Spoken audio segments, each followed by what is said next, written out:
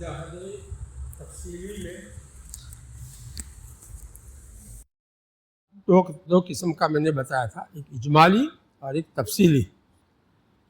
اجمالی میں 4 چیزوں کو کم کرنے کا ہے، کھانا کم کرنا ہے، اور سونا کم کرنا ہے، اور باتیں کم کرنی ہے، اور لوگوں سے کم ملنا ہے۔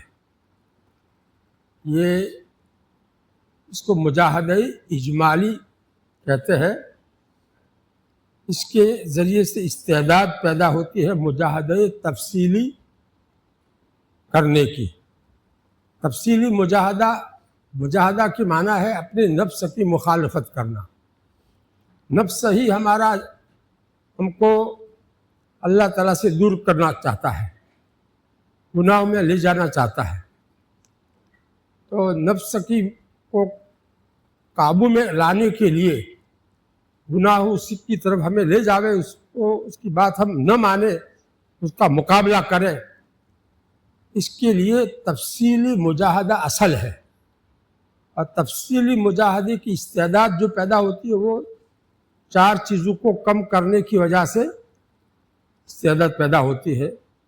وہ اجمالی مجاہدہ تھا، اور یہ جو تفصیلی مجاہدہ ہے اس میں 10 رذائل کو اپنے دل میں سے نکالنا ہے، اور 10 اچھے صفات کو اپنے دل میں پیدا کرنا ہے۔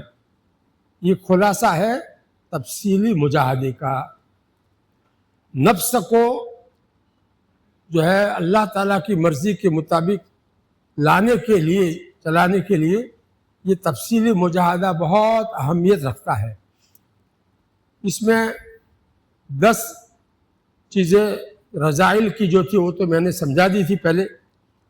اب یہ 10 خصائل حمیدہ، اپنے دل کے اچھے صفات جو پیدا کرنے ہیں، اس میں سے 3 کا ذکر کر لیا ہے۔ سب سے پہلے توبہ کا ذکر کیا، یہ بہت اہم چیزیں ہے۔ دوسرے نمبر پر خوف الہی کا ذکر کیا، اس کا طریقہ بتایا، اور تیسرے نمبر پر رجا، اللہ تعالیٰ کی رحمت سے امید رکھنا۔ یہ سب دل کے صفات ہے، اچھے صفات ہے، اس کو اپنے اندر حاصل کرنا فرض ہے، اور اس کا طریقہ میں نے سمجھا دیا اب تک۔ اب آگے چوتھی چیز جو یہ کیا کر رہے ہیں، لائٹ کیوں کر رہے ہیں؟ یہاں ایسا فوٹو لینا بہت بڑا گناہ ہے۔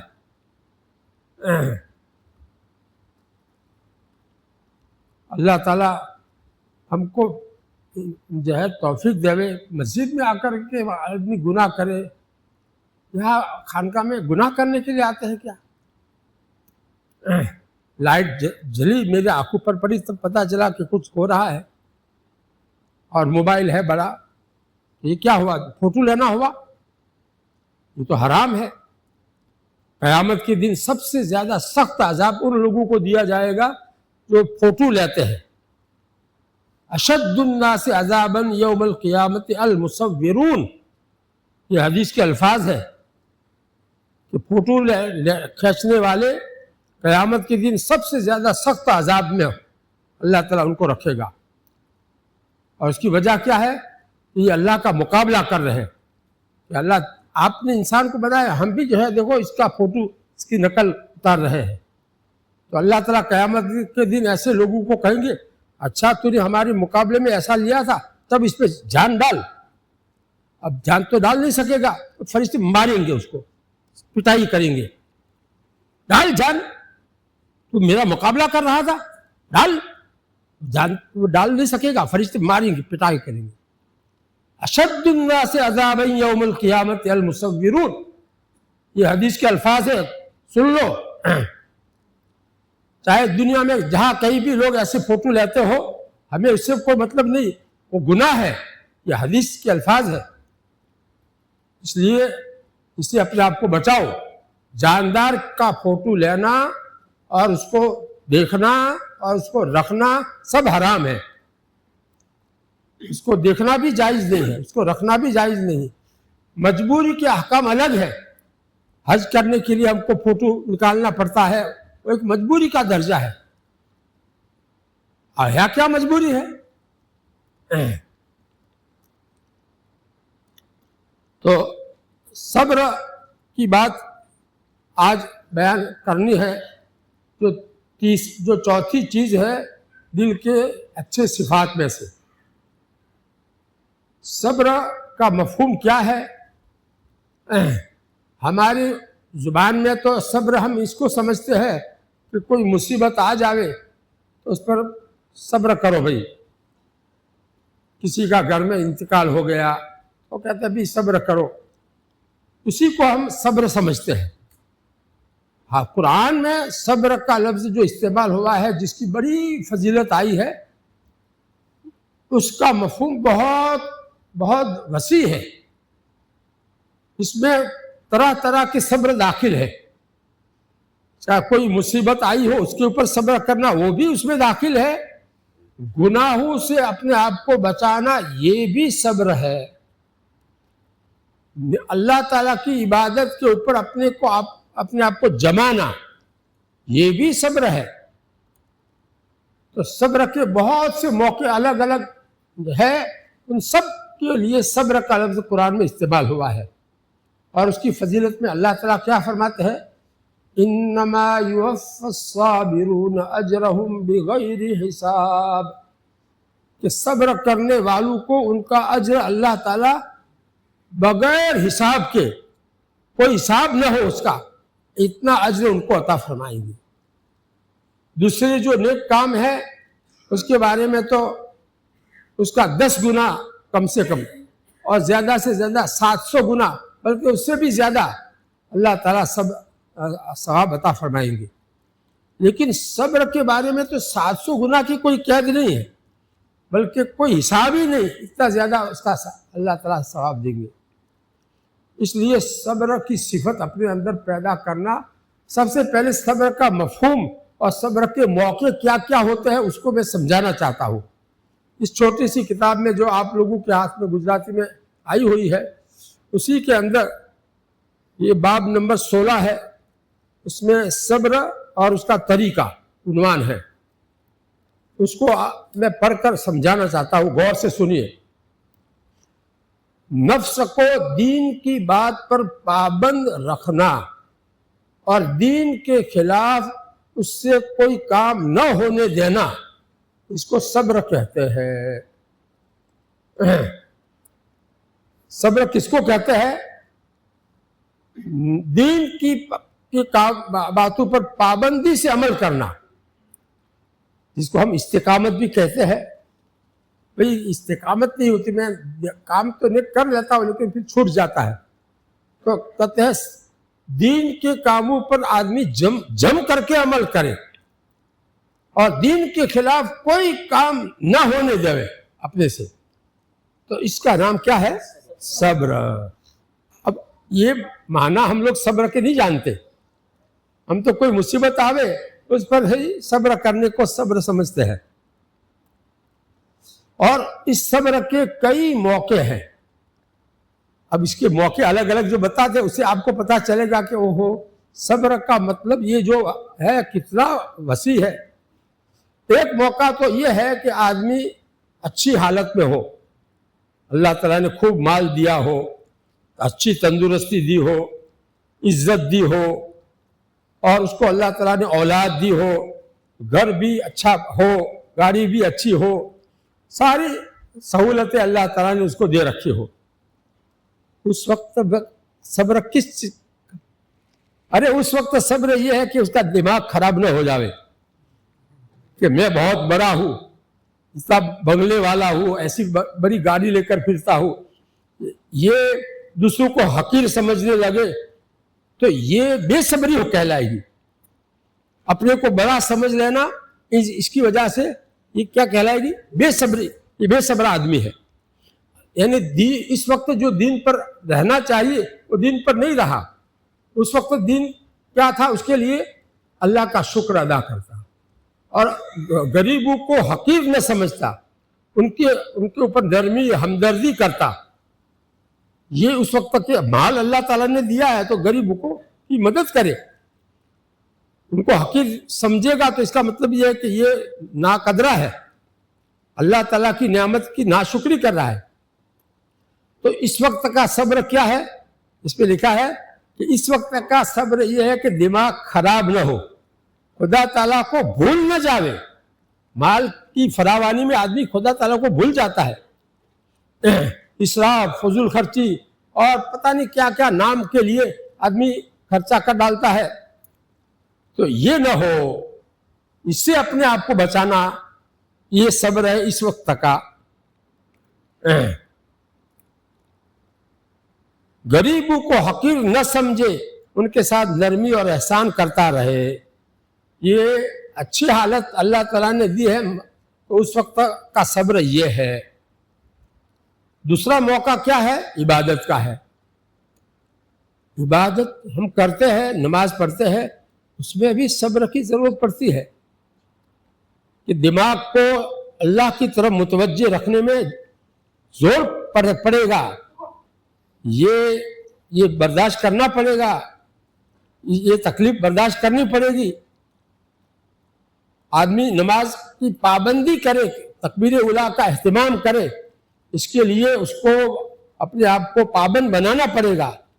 عبادت کے اندر بھی صبر کی ضرورت ہے کہ کسی بھی حال میں میری تکبیر اولیٰ نہ جاوے, کسی بھی حال میں میں اپنی پہلی سب نہ پہلی سب کے پیچھے میں نہ رہوں.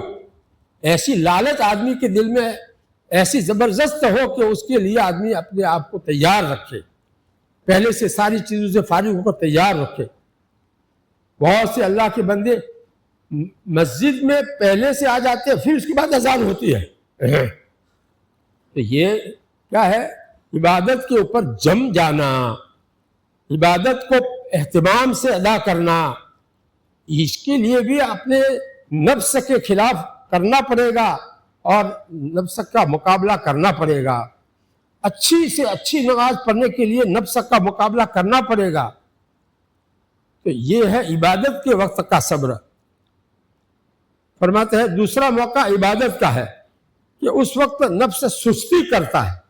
عبادت کرنے میں بعض مرتبہ سستی کرتا ہے, نیند آ رہی ہے اور ایک طرف نماز کا وقت ہو رہا ہے, تو نیند کا مقابلہ کر کے آدمی آ جاوے اور تکبیر اولیٰ کے ساتھ نماز پڑھے تو کہا جائے گا کہ یہ آدمی صبر علی الطاعت یعنی طاعت کے اوپر جم کر کے عمل کر رہا ہے.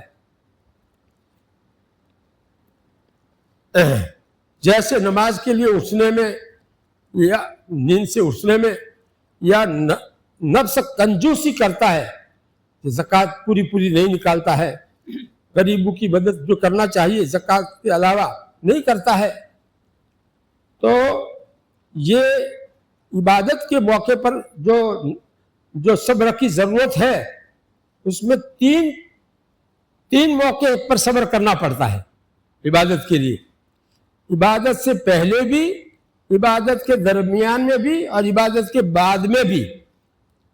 تینوں موقعوں پر جو ہے آدمی کو اپنے نفس کو قابو میں رکھنا پڑتا ہے. فرماتے ہیں ایسے موقع پر 3 طرح کا صبر ضروری ہے. ایک عبادت سے پہلے. عبادت سے پہلے صبر کون سا؟ کہ نیت درست رکھے کہ میں عبادت جو بھی کر رہا ہوں وہ کیوں کر رہا ہوں, اللہ تعالیٰ کو راضی کرنے ہی کے لیے کر رہا ہوں, دوسرا کوئی میرا مقصد نہیں ہے. ایسا اپنی نیت کو صحیح کر کے عبادت کرے. اس میں بھی نفس کا مقابلہ کرنا پڑے گا. اللہ ہی کے واسطے وہ کام کرے, نفس کی کوئی دوسری غرض اس میں شامل نہ ہو. دوسرے عبادت کے وقت سستی سے اپنے آپ کو بچاوے. عبادت سے پہلے نیت صحیح کر لے اور عبادت کے وقت میں سستی آ رہی ہے تو اس کا مقابلہ کرے. بعض مرتبہ کرسی پر بیٹھ کر نماز پڑھنے میں سستی آتی ہے تو میں جو ہے کھڑا ہو جاتا ہوں, پوری طرح بھی کھڑے ہو کر پڑھتا ہوں. یہ جو ہے ٹھنڈک زیادہ ہے, سستی آئے گی, لہٰذا جو ہے کھڑے ہو کر ہی تو نفس کا مقابلہ کرنا پڑتا ہے اس کے لیے. نفس سے چاہے جا کے بیٹھ کر بھی جو ہے عذر ہے بیٹھ کر پڑھ لو، جو ہے آرام ملے گا، لیکن آرام کو ترجیح دینا ہے۔ عبادت کے وقت کم ہمتی نہ ہو، جس طرح اس عبادت کا حق ہے اس طرح سے اس عبادت کو ادا کرے۔ عبادت کا جو حق ہے وہ بہت اونچا حق، اللہ تعالیٰ کی شان کے مطابق عبادت کرنی چاہیے۔ ہم ایسی کہاں سے کر سکتے ہیں، لیکن اپنے بس میں جتنا ہے اتنا تو کریں، اپنے بس میں جتنا ہے اتنا تو کریں۔ تیسری، عبادت کے بعد بھی صبر کرنا پڑتا ہے، اور وہ یہ کہ عبادت جو کی وہ کسی کے سامنے اس کا تذکرہ نہ کرے۔ اگر تذکرہ کر دیا تو یہ بے صبری ہو گئی اس سے، اور عبادت کا ثواب ضائع کر دیا، یہ ریاکاری کر دی اس نے۔ دکھلا دوسروں کے سامنے کیوں تذکرہ کر رہا ہے کہ میں ایسا عبادت گزار ہوں، میں نے اس رمضان میں 10 قرآن ختم کیے، میں نے جو ہے آج رات کو 8 رکعتیں پڑھی تہجد کی، تو یہ سب جو ہے کیوں کر رہا ہے؟ لوگ میرے معتقد ہو جاوے اس لیے تذکرہ کر رہے ہیں۔ جو عبادت کر دی اللہ کے لیے اس کو موت تک کسی کے سامنے بیان مت کرو۔ بعض لوگ میں نے 5 حج کیے ہیں ایسا جو ہے بول کر کے ایک جملے میں 5 حج کا ثواب ختم کر دیتے ہیں، ایک جملہ بول کر 5 حج کا ثواب ختم کر دیتے ہیں۔ ایسے اپنی عبادت کو دوسروں کے سامنے بیان تھوڑی کرنے کی ہے، اللہ کے لیے جو کیا ہے اس کو چھپاؤ۔ تو نیت شروع میں درست کرو اور آخر میں بھی نیت خراب نہ ہو جاوے، اس کے لیے کسی کے سامنے اس کا تذکرہ مت کرو۔ اس میں بھی صبر کی ضرورت پڑے گی، اندر سے نفس تقاضا کرے گا کہ کہو، لوگوں کے سامنے اپنی کارگزاری سناؤ، اپنا حال سناؤ، اچھا حال ہے سناؤ، تاکہ لوگ ہماری عزت کرے، ہمارا ادب کرے، ہماری جو ہے ہمارے ساتھ اچھا سلوک کرے۔ ایسا اندر سے نفس تقاضا کرے گا، اس وقت نفس کو دبا کر رکھنا، کچلنا اور اس کے خلاف کرنا، یہ ہے نفس جو ہے صبر کا طریقہ۔ بعد میں عبادت ہو جانے کے بعد صبر کا یہ طریقہ ہے۔ تیسرا موقع کیا ہے؟ گناہ کا۔ یہ تو عبادت کے موقع پر 3 طرح سے صبر کرنا پڑے گا، اور اس سے پہلے جو ہے اچھی حالت مالی اعتبار سے، تندرستی کے اعتبار سے، عزت کے اعتبار سے اچھی حالت ہے تو اس وقت آدمی اپنے آپ کو بڑا نہ سمجھ رہے، لوگوں کو حقیر نہ سمجھے، لوگوں کے ساتھ میں اچھا سلوک کرے، یہ سب صبر کی صورتیں ہے۔ اور تیسرا موقع کیا بتا رہے ہیں؟ گناہ کا موقع آوے تو اس وقت اپنے نفس کو گناہ سے روکے۔ اندر سے نفس تقاضا کر رہا ہے گناہ کرنے کا، بد نظری کا، بدکاری کا، کوئی بھی گناہ کرنے کا تقاضا کر رہا ہے، تو اس وقت اس کو روکنا، اس گناہ سے روکنا، یہ ہے صبر عن المعصیت۔ صبر دیکھو عربی میں صبر کے ساتھ میں کچھ الفاظ لگتے ہیں، پہلا جو تھا اس کا نام ہے صبر علی العبادت، عبادت کے اوپر جم کر کے رہنا، اس میں سستی آوے تو اس کا مقابلہ کرنا، اور عبادت کو اچھی طرح ادا کرنے کے لیے مشقت برداشت کرنا۔ تو یہ صبر علی الطاعت تھی، طاعت کے اوپر، عبادت کے اوپر سب جم کر کے رہنا، صبر کرنا۔ اور یہ جو ہے گناہ سے بچنے میں اس کو کہتے ہیں صبر عن المعصیت۔ معصیت یعنی گناہ سے بچنے کے لیے اپنے نفس کو روکنا پڑتا ہے، نفس کا تقاضا اندر ہوتا ہے تو نفس کو روکنا پڑتا ہے۔ صبر کے اصل معنی روکنے کے ہے، تو عبادت کے اوپر روک کر کے اس کو جمع کر کے رکھنا، اور چاہتا نہیں ہے اس عبادت میں اس کو سستی آتی ہے، اس کے اوپر جمع کر کے روکنا۔ گناہ کا تقاضا ہے تو گناہ سے اس کو روکنا، مال زیادہ آ گیا ہے تو دماغ خراب ہونے سے دماغ کو روکنا، یہ سب روکنا سب میں پایا جاتا ہے۔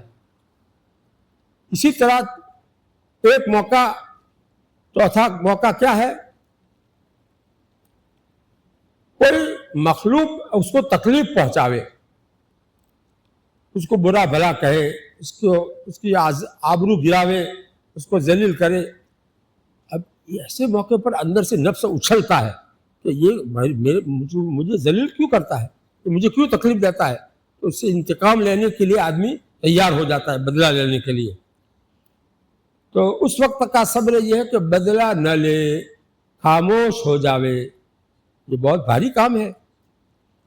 کوئی آدمی ہم کو مار رہا ہے یا کوئی تکلیف گالی دے رہا ہے، بدنام کر رہا ہے، دوسروں کے سامنے ہم کو ذلیل کر رہا ہے، ایسے موقع پر خاموش رہنا آسان کام نہیں ہے. بدلہ نہ لینا یہ بہت مشکل ہے. بدلہ لینے کی اجازت شریعت میں ہے، لیکن جتنا اس نے کیا ہے اتنا کر سکتے ہو. اس سے زیادہ کرو گے تو تم ظالم ہو جاؤ گے. اب یہ ہمارے پاس تو مشکل ہے کہ ہم اتنا کریں جتنا اس نے کیا ہے اتنا ہی ہم کریں. اس سے غصے میں ہم زیادہ کر ڈالیں گے تو پھر ہم ظالم ہو جائیں گے. وَجَزَاءُ سَيِّئَةٍ سَيِّئَةٌ مِثْلُهَا، کہ برائی کسی نے کی ہے تو اس کا بدلہ تم اس کے برابر سرابر لے سکتے ہو. لیکن اس نے جو ہے آہستہ سے مکہ مارا تھا، ہم زور سے مار دے، یہ برابر ہوا؟ اس نے ایک مارا تھا، ہم نے 2 مار دیے، تو یہ برابر کا ہوا؟ غصے میں آدمی سے برابری مشکل ہو جاتی ہے. اس لیے عافیت اس میں ہے، سلامتی اسی میں ہے. چھوڑ دو بھی، کوئی بات نہیں، معاف کر دیا جاؤ، دل بڑا رکھے. تو یہ بھی صبر ہے. 5واں موقع صبر کرنے کا کیا ہے؟ کوئی بیماری ہمارے اوپر آ جائے، کوئی مصیبت آ جائے، مال کا نقصان ہو جاوے، کسی عزیز و قریب کا انتقال ہو جاوے، تو اس وقت کا صبر یہ ہے کہ زبان سے شریعت کے خلاف کوئی بات نہ کہے. آدمی ایسے موقع پر زبان سے بول دیتا ہے، کفریہ کلمہ بعض لوگ بک دیتے ہیں، اللہ تعالیٰ کی شان میں گستاخی کی بات کہہ دیتے ہیں. بھاری کوئی مصیبت آ جاتی ہے، اچانک آ جاتی ہے، کوئی جوان بچے کا ایکسیڈنٹ ہو جاتا ہے، تو آدمی زبان سے اللہ تعالیٰ کی شان میں گستاخی کی بات بول دیتا ہے، ایمان ختم ہو جاوے ایسی بات بول دیتا ہے. یہ ایسے موقع میں اپنی زبان کو روکنا اور کوئی بات اللہ تعالیٰ کو ناراض کرنے والی زبان سے نہ کہے، ایسی یہ صبر کا موقع ہے. اور طریقہ صبر کا ان سب، اب یہ 5 موقع جو بتائے بڑے بڑے، اور ان 5 موقعوں میں صبر کے الگ الگ جو صورتیں بتائی، الگ الگ جو طریقے بتائے، تو اس کے بارے میں ایک کلیہ بتانا چاہتے ہیں کہ طریقہ ان سب قسم کے صبروں کا یہ ہے کہ ان سب موقعوں کے ثواب کو یاد کرے اور سمجھے کہ یہ سب باتیں میرے فائدے کے واسطے ہے، اور یہ سوچے کہ بے صبری کرنے سے تقدیر تو ٹلتی نہیں، ناحق ثواب بھی کیوں کھویا جاوے. یہ اتنا آدمی سوچ لے اپنے دماغ میں کہ میں صبر کروں گا تو بہت بڑا ثواب مجھے ملے گا. اور قرآن پاک میں اللہ تعالیٰ نے انما یوفی الصابرون اجرہم بغیر حساب یہ فرمایا ہے. ان اللہ مع الصابرین، یقیناً اللہ تعالیٰ صبر کرنے والوں کے ساتھ ہے. اللہ تعالیٰ کی مدد صبر کی وجہ سے اس کے ساتھ ہو جاتی ہے. واللہ یحب الصابرین، اللہ تعالیٰ صبر کرنے والوں کو اپنا محبوب بنا لیتے ہیں. کیسی قرآن پاک میں صبر کی فضیلت آئی ہے. جنت اللہ تعالیٰ ان کو دیں گے ان کے صبر کی وجہ سے، یہ بھی آیا ہے قرآن پاک میں. تو یہ ساری الگ الگ پورے قرآن میں صبر کے بارے میں بہت ساری فضیلتیں آئی ہے. تو یہ ساری فضیلتوں کو آدمی سوچے گا تو صبر کرنا ان سب موقعوں پر آسان ہو جائے گا. اب یہ معلوم بھی ہونا چاہیے کہ صبر کے اوپر کیا کیا فضیلتیں قرآن میں حدیث میں آئی ہے، وہ پڑھے گا آدمی. اب آج کل تو آدمی موبائل میں اتنا مشغول رہتا ہے، اخبارات میں اتنا مشغول رہتا ہے، فضول باتوں میں اتنا مشغول رہتا ہے، کاروبار میں اپنے آپ کو اتنا کھپاتا ہے کہ اس کے پاس اتنا وقت ہی نہیں ہے کہ ایسی باتیں پڑھے یا سنے یا اس کی تعلیم کرے. مستقل اس کے بارے میں حدیث ہے، اب اس کو قرآن کی آیتیں ہیں، اب اس کو پڑھنے سننے کا موقع ہی نہیں ہوتا، لوگوں کے پاس وقت ہی اتنا ہوتا نہیں ہے. چونکہ دین کی اہمیت نہیں ہے، آخرت کی اہمیت نہیں ہے، دنیا ہی کی اہمیت سامنے ہے، بس دنیا ہماری صحیح چلتی رہے آرام کے ساتھ میں، یہی ان کی فکر ہے۔ اللہ تعالی ہم سب کی فکریں صحیح کر دے۔ حضرت مولانا تقی صاحب عثمانی مدظلہ العالی نے صبر کے بارے میں ایک بیان، بہت عمدہ بیان فرمایا ہے۔ صبر ایک عظیم عبادت، اس کا نام انہوں نے رکھا ہے، صبر ایک عظیم عبادت۔ صبر میں بڑی طاقت ہے، اللہ تعالیٰ نے انسان کے اس صبر میں بڑی طاقت رکھی ہے۔ یہ صبر ایسی چیز ہے کہ اس کو جتنا چاہو کھینچ لو، اور جتنا بڑے سے بڑا کام اس کے ذریعے سے لینا چاہو لے لو۔ گناہوں سے بچنے کا کام یا اور طاعت پر جمنے کا کام، مشکل سے مشکل آدمی صبر کے ذریعے سے کر لیتا ہے۔ اپنی گردن اللہ کے راستے میں کٹانا ہو کتنا مشکل کام ہے، لیکن اس کے لیے بھی آدمی جب صبر اس میں ہوگا تو وہ بھی کر لے گا، ایسا موقع آئے گا تو پیچھے نہیں ہٹے گا۔ صحابہ نے جو اپنی گردنیں کٹوائی وہ ایسی تھوڑی، ان کے اندر صبر کا مادہ تھا، صبر کی طاقت تھی۔ اس لیے اپنے نفس کو صبر کا عادی بنانا چاہیے۔ تو بڑے سے بڑا اور سخت سے سخت کام بھی اس صبر کے ذریعے انجام پا جاتا ہے۔ جیسے ربر جو ہوتا ہے، ربر تو اس کو کھینچو تو لمبا ہو جاتا ہے اور چھوڑ دو تو چھوٹا سا ہو جاتا ہے۔ تو اسی طرح سے یہ صبر کی طاقت انسان میں اللہ تعالیٰ نے جو رکھی ہے، وہ اس کو کھینچے جتنی زیادہ سے زیادہ کھینچ سکتا ہے، اس کے ذریعے سے بڑے کام کر سکتا ہے۔ صبر کو چھوڑ دینے کا نتیجہ کیا ہوتا ہے؟ انسان کے اوپر اس کا نفس سوار ہو جاتا ہے، شیطان اس کے اوپر سوار ہو جاتا ہے، اور صبر ہی کی وجہ سے آدمی نفس کا اور شیطان کا مقابلہ کرتا ہے، اور مقابلے میں بہت بڑی طاقت کی ضرورت پڑتی ہے۔ تو اس صبر میں اللہ تعالیٰ نے طاقت رکھی ہے، شیطان کا بھی مقابلہ کر سکے، نفس کا بھی مقابلہ کر سکے، ایسی طاقت رکھی ہے۔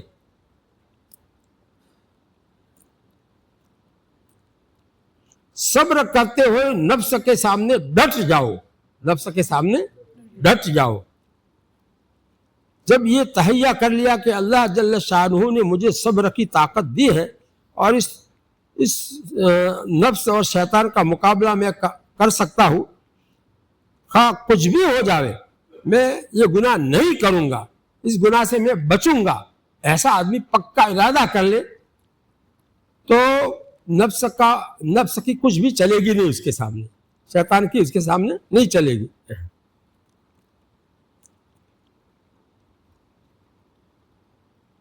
اور بعض چیزیں ایسی ہوتی ہیں کہ وہ خرچ کرنے سے کم ہو جاتی ہے، جیسے مال ہے خرچ کرنے سے کم ہو جاتا ہے، لیکن یہاں صبر کو جتنا زیادہ اندر لاؤ گے وہ اور مضبوط ہوتا جائے گا۔ صبر کی وجہ سے طاقت جو ہے مقابلے کی اور زیادہ ہوتی چلی جائے گی۔ جیسے اللہ تعالیٰ نے قوت حافظہ، یادداشت کی طاقت جو انسان میں رکھی ہے، آدمی اس کو استعمال کرے گا تو وہ اور زیادہ مضبوط ہوتی چلی جاتی ہے۔ بچہ حافظ قرآن کا حفظ کرنا کتنا بظاہر مشکل کام ہے، لیکن کر لیتا ہے، چھوٹے چھوٹے بچے بھی کر لیتے ہیں۔ استعمال کیا قوت حافظہ کو تو وہ اور زیادہ جو ہے اس کے اندر قوت آ گئی۔ تو اسی طرح سے یہ صبر بھی ایسی نعمت ہے کہ اس کو استعمال کرنے سے اور زیادہ وہ مضبوطی آ جاتی ہے۔ شیطان کا مکر تو بہت کمزور ہے۔ قرآن میں اللہ تعالیٰ کیا فرماتے ہیں؟ ان کید الشیطان کان ضعیفا، شیطان کی چال کمزور ہے۔ شیطان سے کیا ڈرنے کا، وہ اللہ کی ایک مخلوق ہے، وہ ہمارے اوپر اس کا زور ایسا نہیں ہے کہ وہ زبردستی ہماری زبان سے جھوٹ بولوا دے، ہماری زبان سے کوئی گناہ کرا دے، ایسی طاقت اللہ تعالیٰ نے اس کو نہیں دی ہے۔ وہ تو ہم کرتے ہیں اور پھر کیا کہتے ہیں، اسے جھوٹ بد نظری ہو گئی، ارے ہو گئی نہیں، تو نے کی ہے، اپنا عیب کیوں چھپاتا ہے؟ تو نے اپنے اختیار سے بد نظری کی ہے۔ ایسا کہ میں بد نظری کا گناہ کرتا ہوں تو پتہ چلے گا کہ واقعی میں تو اپنے آپ کو اپنا قصور سمجھتا ہے۔ بہرحال یہ بہت سی چیزیں ایسی ہیں کہ اس میں آدمی دھوکے میں رہتا ہے۔ تو شیطان کا نفس، شیطان کا مقابلہ کرنا آسان ہو گیا کہ نہیں؟ جب اللہ تعالیٰ نے کہہ دیا ان کید الشیطان کان ضعیفا، تو اس کا مقابلہ کرنا آسان ہے۔ اسی طرح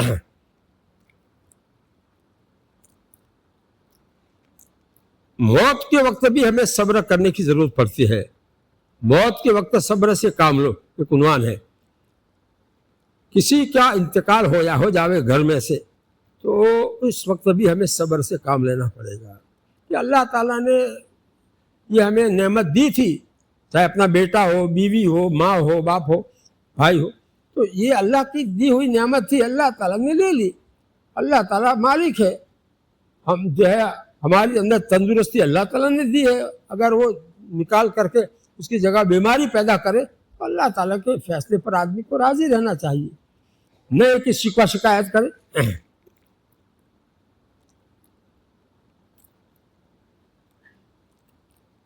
تو اس کو کیا کہتے ہیں؟ صبر علی المصیبت۔ دیکھو اس میں علی آ گیا اور مصیبت کا لفظ ہے، صبر علی المصیبت، مصیبت کے اوپر صبر کرنا، یعنی واویلا نہ کرنا، بے صبری نہ، جزا فضا نہ کرنا، شکوہ شکایت نہ کرنا، اللہ تعالیٰ کی شان میں کوئی گستاخی کی بات نہ کہنا۔ اس کے لیے بھی اپنے زبان کو روکنا پڑے گا۔ صبر کے معنی روکنے کے ہے۔ تو صبر کی الگ الگ قسمیں ہیں، صبر علی الطاعت اور صبر عن المعصیت اور صبر علی المصیبت، صبر علی البلایا، یعنی مصیبتوں پر جو ہے صبر کرنا۔ تو یہ تین عام طور پر جو مشہور ہے عربی میں، لیکن یہاں تو 5 قسمیں جو بتائی اردو میں، وہ چھوٹی سی کتاب میں 5 صورتیں، 5 موقع بتائے اور اس کی اور زیادہ تفصیل بھی کی، لہذا اس کو ابھی سن لینا ایک مرتبہ کافی نہیں ہے۔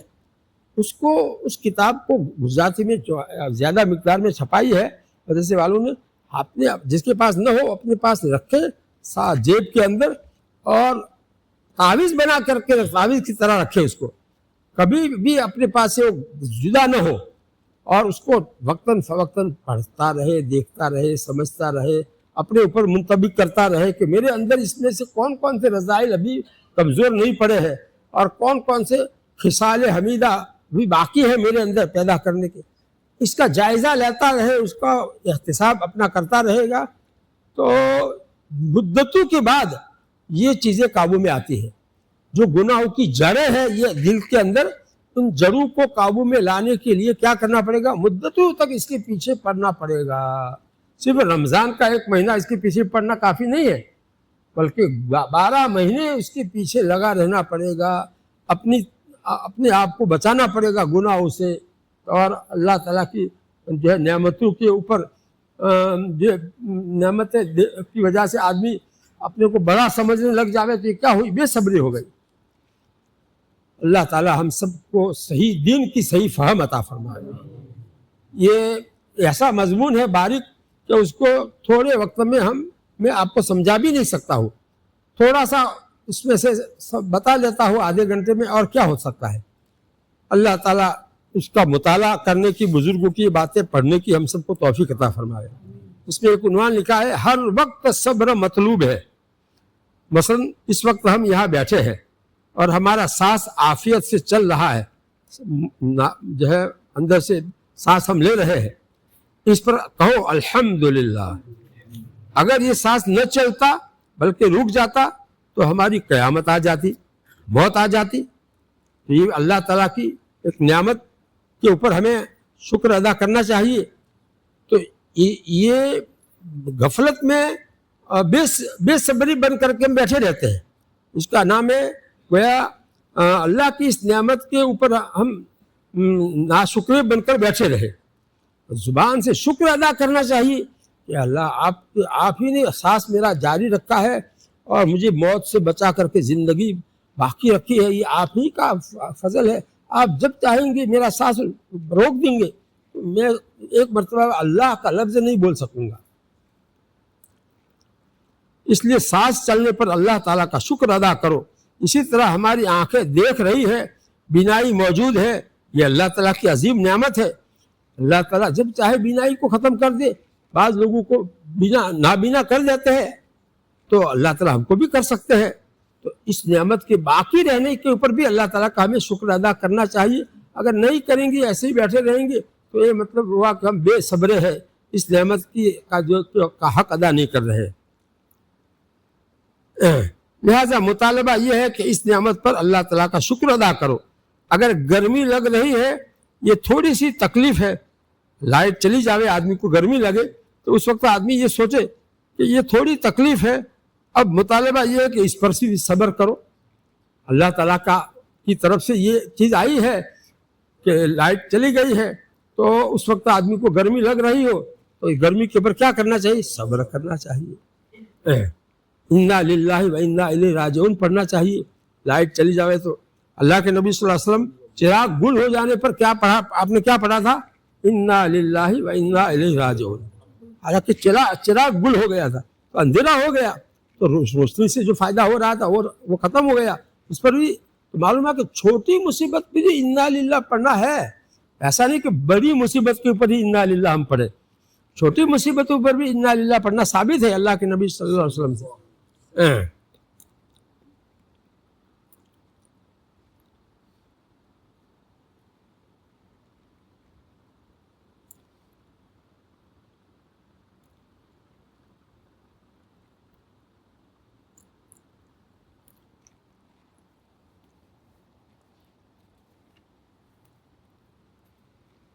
اپنے کسی قریبی رشتہ دار کے انتقال پر اگر آنکھوں میں سے آنسو نکل آوے تو یہ بے صبری نہیں ہے۔ اللہ کے نبی صلی اللہ علیہ وسلم سے آنسو نکلنا ثابت ہے۔ آپ کے نواسے کے انتقال پر آپ کی آنکھوں میں سے آنسو نکلے ہیں، تو یہ بے صبری نہیں ہے۔ بے صبری کیا ہے؟ زبان سے آدمی شکوہ شکایت کرے، یہ بے صبری ہے۔ رونے سے اندر کا غبار جو ہے وہ نکل جاتا ہے اور آدمی کو تسلی ہو جاتی ہے۔ تو اس سنت میں یہ فائدہ ہے، وہ رونا سنت ہے جس میں یہ فائدہ ہے۔ اور آواز کے ساتھ آدمی چلا کر کے جو روئے گا یہ حرام ہے۔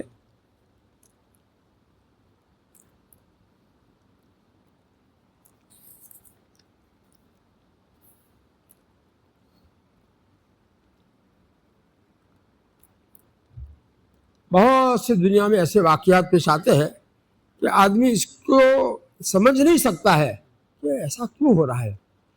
ارے بھی اللہ تعالیٰ جو چاہتے ہیں، اللہ تعالیٰ نے پوری دنیا بنائی ہے اور وہ جیسا چاہتے ہیں اس کو چلاتے ہیں۔ ہمیں اللہ کے فیصلے پر راضی رہنا ہے۔ ہمیں اللہ کے فیصلے، اللہ تعالیٰ جو کرتے ہیں اس میں حکمت ہے، ایسا سوچنا چاہیے ہمیں۔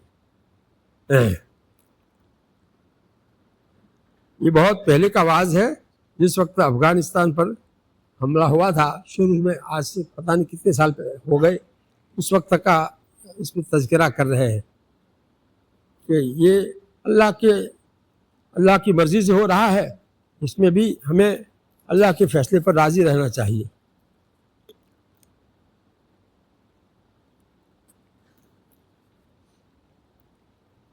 اللہ تعالیٰ ہمیں دین کی صحیح سمجھ عطا فرماوے۔